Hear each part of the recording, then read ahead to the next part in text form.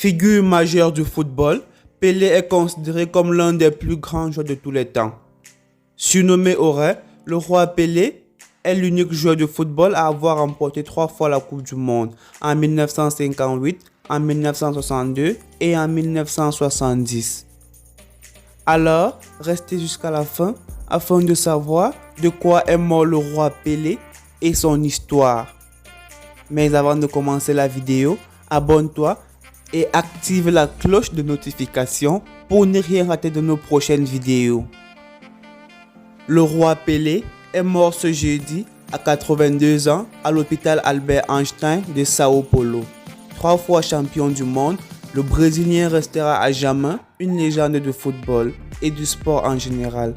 Ses allers et retours entre sa résidence et l'hôpital Albert Einstein de Sao Paulo laissaient présager du pire depuis quelque temps. L'inexorable est arrivé ce jeudi après-midi. Pelé est mort, terrassé par le cancer à l'âge de 82 ans. L'information a été confirmée à l'agence AP par son agent et le nombre de personnes en deuil se compte en centaines de millions. Longtemps considéré comme meilleur footballeur du monde, il a depuis été contesté par Diego Maradona et Lionel Messi. Mais il y aura toujours débat. Et Pelé est sans aucun doute parti avec ses certitudes. Le triple champion du monde a toujours veillé à ce qu'on écrive sa légende. Et quiconque a revu des images a vite compris que ce n'était pas qu'une question statistique. Alors, peu importe qu'il ait marqué 800 ou 1000 buts, selon qu'on compte les matchs amicaux, les matchs de jeunes ou même les entraînements, Pelé a surtout marqué l'histoire du football et puisque c'est le plus populaire de tous les jeux du monde. Il est né dans une petite ville située entre Belo, Sao Paulo et Rio de Janeiro, le 21 octobre 1940 selon les registres de l'état civil ou le 23 octobre 1940 selon la paroisse. Ville qu'il a quittée avec sa famille alors qu'il était âgé de 2 ans pour s'installer à Bauru. Fils d'un footballeur amateur, dont Dino, il fut d'abord surnommé Dico par sa famille. Puis, il est devenu Pelé quand son père a constaté que le gamin n'arrivait pas à prononcer le nom de Bilé, le gardien de Vasco de Gama, qu'il appelait Pelé. Après avoir fréquenté plusieurs clubs dans sa jeunesse, il rejoint Santos en 1956 et fut titulaire dès sa 2e saison. L'année 1957 marqua aussi son arrivée en sélection, mais le Sud se releva à la planète foot en remportant la Coupe du Monde 1958.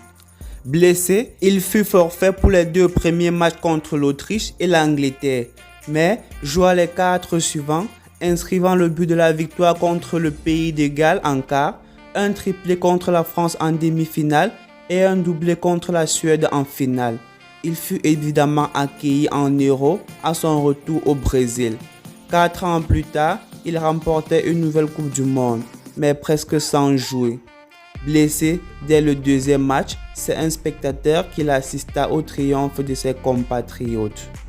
Sa 3e Coupe du Monde en 1966 aurait pu être la dernière. Agressé par le Bulgare dès le premier match de la phase de groupe, il n'a pas disputé le suivant et se fit sévèrement tacler par le Portugais João Morais lors du 3e, celui de l'élimination. Le roi quitta le mondial blessé et meurtri.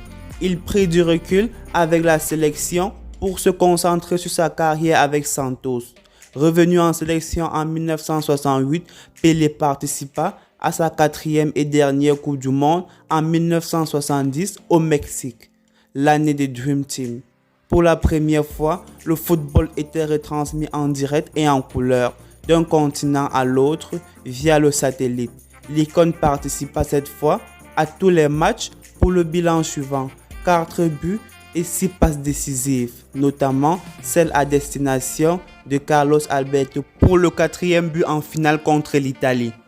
À la fin de sa carrière, Pelé a mis sa notoriété au service de certaines causes.